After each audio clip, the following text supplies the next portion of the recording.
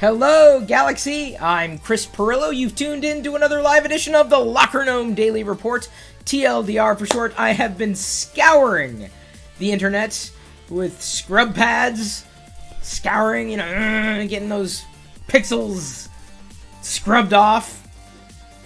Specifically looking for photo comparisons, or at least test case photos of not just the Pixel 4, but specifically the Pixel 4 pitted against its contemporaries. I've even been looking for Pixel 3 versus Pixel 4 photos. The problem is, a lot of the reviewers are under embargo.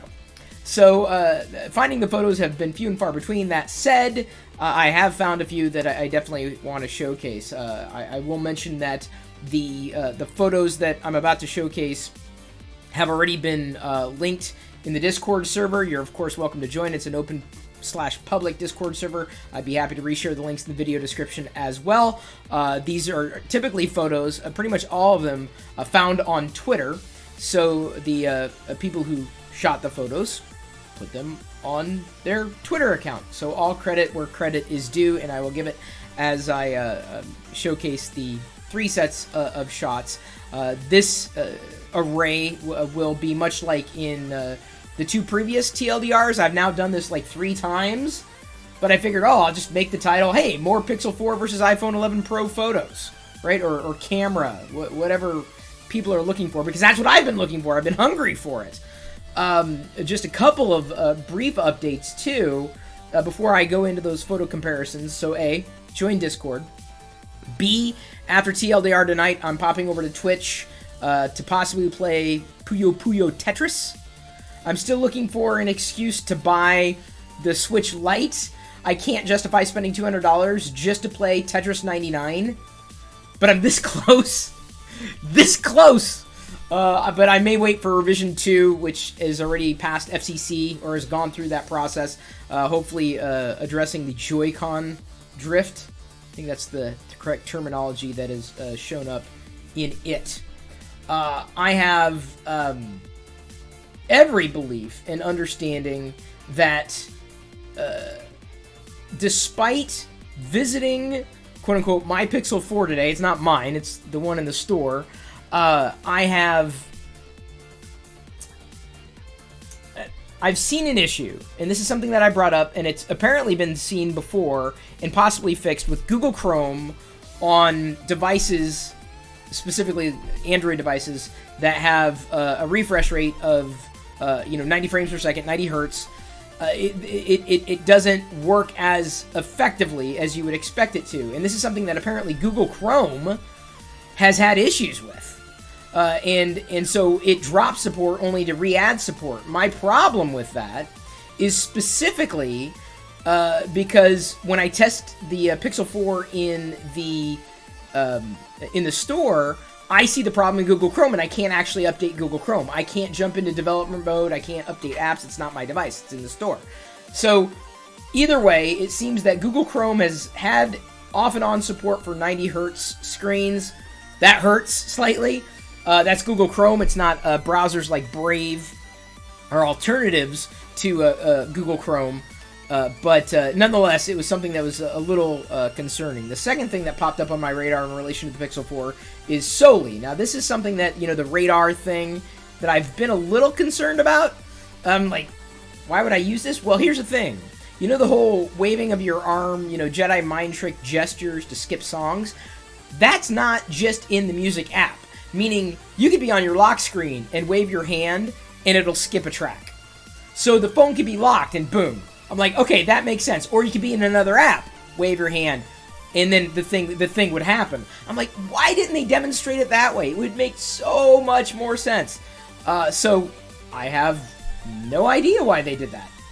No idea whatsoever. So just checking. Can everybody see me on the live stream? Yeah? Yes? No? We're good? I don't know. Because usually there's like one person who says hello in chat, and the chat's not updating. So I'm a little concerned, but I can see that people are watching, so I assume everything's okay. Yes? No? Maybe? Can you see me? Oh, wait. Live chat currently unavailable. Weird. Hang on. That is bizarre. Why is YouTube kind of glitching? It must be glitching. Give me a second. Let me see if I can... Live chat. Yeah, chat's definitely on. Enable live chat. Here, let me try to disable. Only to re-enable? That's probably going to break it even further, right? Okay, let's try that. Save. I can't even chat. I can't even chat? Oh, YouTube Live. You're killing me! Okay, now I really need you to pop over to Discord, everybody. Because otherwise I won't be able to see your chat. Discord link is in the video description. Please pop over there. Just jump into the default room cantina. That's fine. Because otherwise I can't see. YouTube literally will not even... Live chat is currently unavailable. Shrug emoji. Okay, so I'm going to be watching Discord in the cantina. And then just gonna jump over to the photos. And these are the links that I have in the Google Stuff channel. The first set of photos that I have been posted by Jose Hakas. I'm not exactly sure how to pronounce his last name. But he's pitted the iPhone 11 Pro against the Pixel 4. And he's taken a picture of what I would assume to be his dog. So here we have a dog, a very nice dog, a very nice looking dog, very nice photo. Obviously, this is using the portrait mode feature that I've considered to be kind of gimmicky. By and large, I see the value. I think Diana likes it way more than I do. But we have this one shot, and we're going to go ahead and compare it against the second one as soon as I make sure that app is in focus. There's a second one. First, second. First, second. So one is the Pixel, one is the iPhone. And there are differences between the two. So these are full resolution images, zoomed the same amount, downloaded directly from his Twitter account. One is the bokeh effect on... Oops, that's the wrong...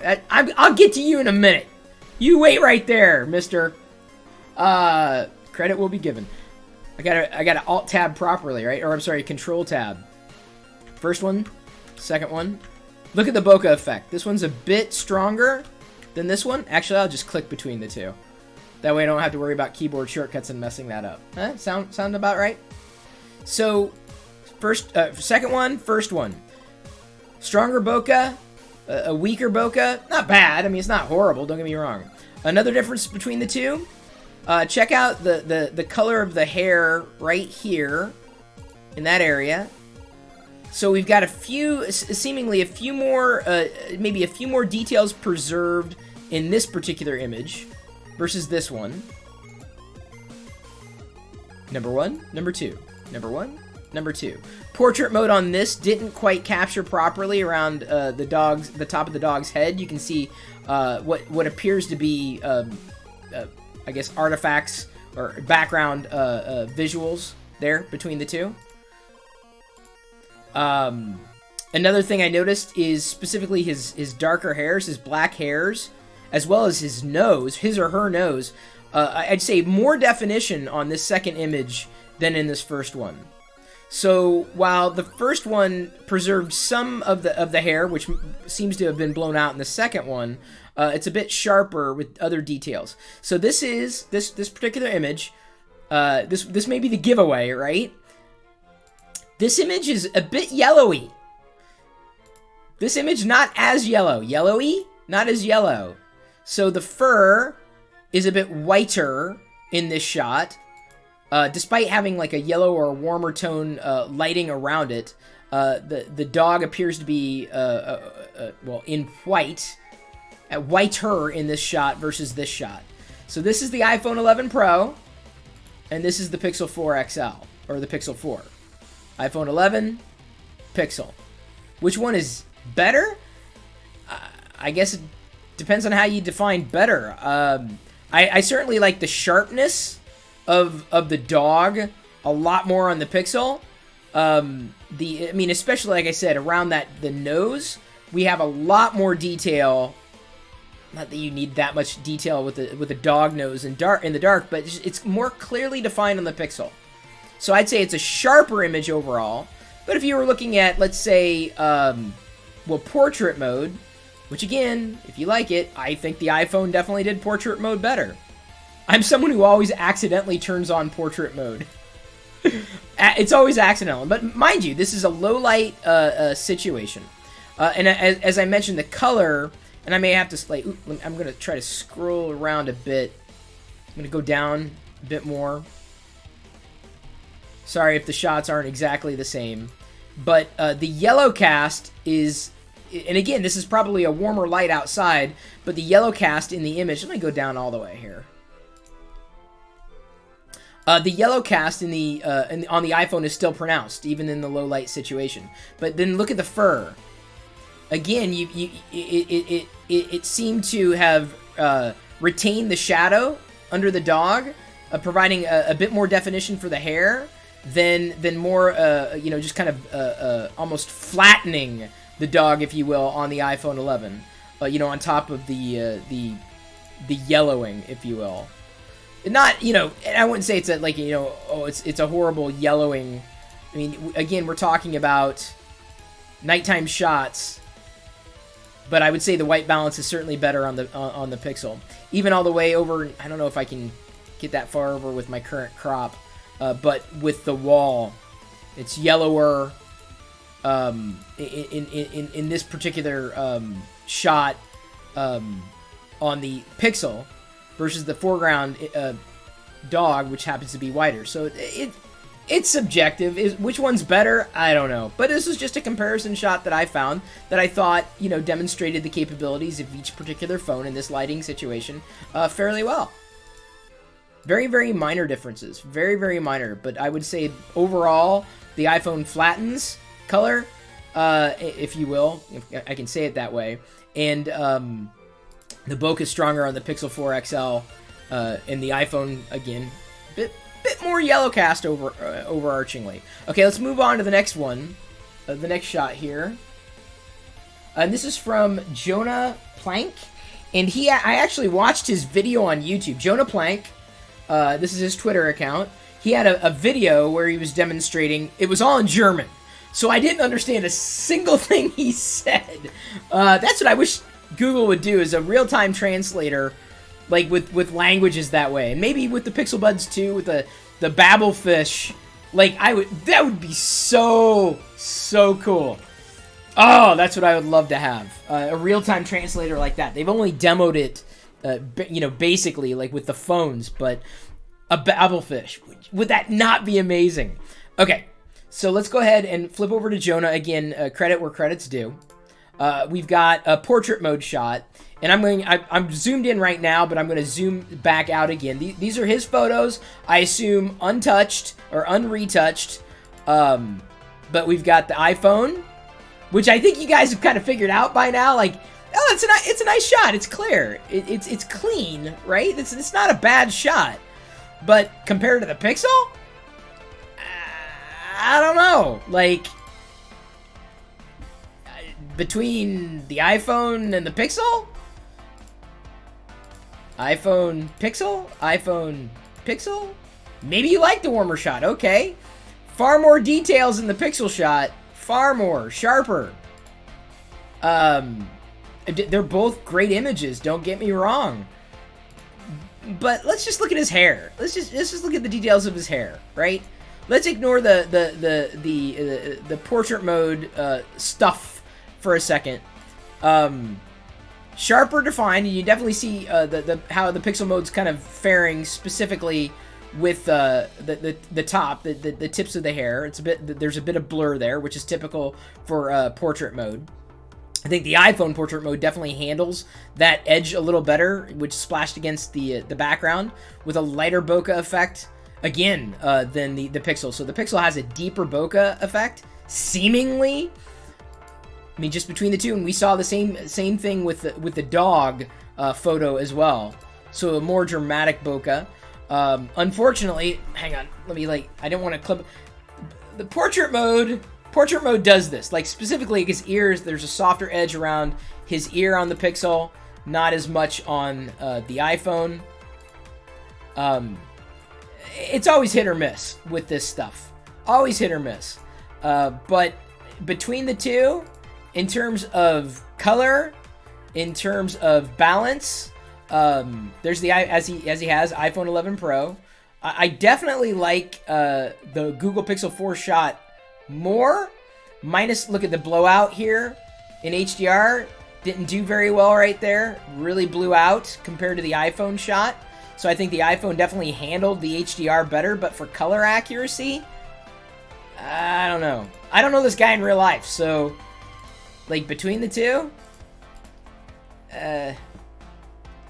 it's hard to judge. I don't shoot in portrait mode, so I'm not as interested in the which one does portrait mode better. Because as far as I'm concerned, blah to the whole idea of portrait mode. I don't. Why? I get it. I guess for my shots, I want, you know, a better HDR and a better color. Better color first, solid HDR second, and of course the HDR brightness and the contrast, the darks and the lights can be better balanced on the Pixel with manual controls or granular controls to better adjust with live and real-time HDR shots. That is another difference between the camera app on the iPhone, Deep Fusion or not, and the Pixel. You know, you've got more granular control of bright and dark, plus a live HDR. What you see is what you get. WYSIWYG. It was hilarious to hear the professor say that on stage the other day. So those are the shots from Jonah. Again, it's difficult to make these judgment calls because each one of these portrait mode shots has got benefits and drawbacks. But these are shots nonetheless. Which is better to you? I don't know. I'd be inclined to just keep the regular shot and toss the portrait mode. You know, and in that sense, I'd probably stick between the two. My eye appreciates the Pixel. And I'm not saying that as confirmation bias either. And then we've got this guy, Elvin11, who apparently used to work for Google. His Twitter account is linked in the Discord channel, specifically in the Google Stuff room, or the channel, the Google Stuff. That's where I've been posting a lot of these links. So this is the front-facing camera test. Pixel XL, 4XL versus the iPhone 11 Pro. And there's a few things to note here. I mean, both shots did well, but there's a reason I've cropped in specifically here. Again, both do an amazing job. These are obviously front-facing cameras, selfie cameras. But over here, portrait mode, look at the blowout. It happens. Portrait mode it's still so alpha. It's not even funny. And people like, okay, not judging. If you love portrait mode, awesome. But I don't get it yet. I don't. HDR, I get. HDR, I understand. Portrait mode, not so much. So let's go ahead and flip to the Pixel shot. Pixel, iPhone. So again, there's this kind of flattening of the image, or the flattening of the color, really. Not even dulling. Just a kind of a flattening of shadow and light on the iPhone. This tends to be the case over and over and over again. We've got more definition with shadows, potentially a more realistic color. Even the detail, like let's look at his. I'm sorry, not to overanalyze your eyebrows here, but if this is one of the, you can actually see other hairs on his face elsewhere, and I don't want to get into that. Either way, the definition on the Pixel 4 absolutely stomps. Yes, the Pixel 4 did a better job with the earbuds. What are the earbuds? What are they? I don't even know what the hell they're called. I don't care. It's not on my radar. But that said, this is the Pixel 4. I'm going to zoom down and show you right here on the shoulder. You can see it there. This is the Pixel 4. I'm going to go ahead and zoom down on the iPhone, if I can get it the right way. So even though the iPhone did not handle the ear pod well, it handled the shoulder well, but the Pixel, on this gimmicky idea of a portrait mode, handled the earbud. No, that was the basketball playing dog. Better than the shoulder, right? So it's So you get what you get with portrait mode. It's still well within the range as far as I'm concerned with software. It's neat. It's cool. But it ain't there yet. Maybe in about 3 years, it'll become interesting. But right now, man, they got a lot of work to do in hardware and software. I don't understand why.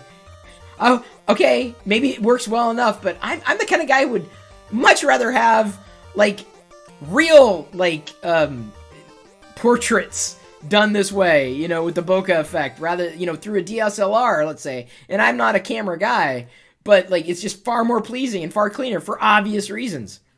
So I'm hoping we can move past this at some point, this whole portrait mode idea.